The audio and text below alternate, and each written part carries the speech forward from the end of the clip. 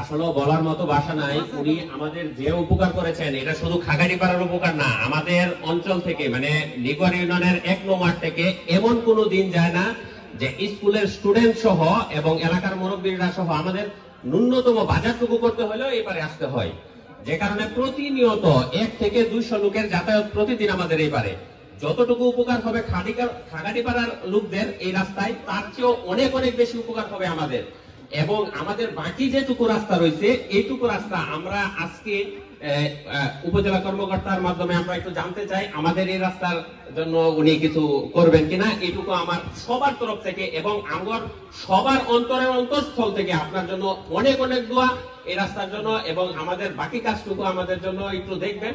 কারণ আমাদের এই পর্যন্ত আমাদের মেম্বার, চেয়ারম্যান, এমপি যারা হয়েছে কেউ আমাদের জন্য কিছু করে নাই। আর আমরা আসলে মূলত রাজনৈতিক কোনো কর্মকাণ্ডের সাথে সম্পৃক্ত নেই এমন কোন লোক নেই আমাদের গ্রামে বা পার্শ্ববর্তী গ্রামে, সব জায়গাতে আছে, কিন্তু রাজনৈতিক ভাবে আমরা কিছু পাই নাই। অবহেলিত মানুষ দেখা আমরা সবাই সকলের কণ্ঠের কথাটাই আমি আপনার কাছে আকুল আবেদনের সাথে বলতেছি, আমাদের এই রাস্তাটুকু আমাদের জন্য একটু সদয় দৃষ্টি দিবেন, এটাই আমার কথা। আসসালামু আলাইকুম।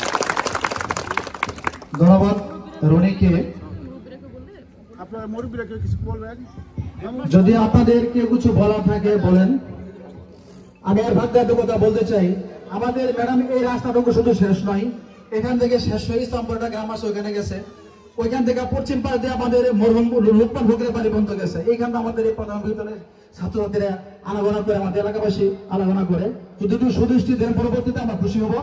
যাই হোক, এখন আমাদের সম্মুখে আমাদের বক্তব্য রাখবেন আমাদের শ্রদ্ধেয় শিক্ষক মহিত স্যার, অত্র বিদ্যালয়ের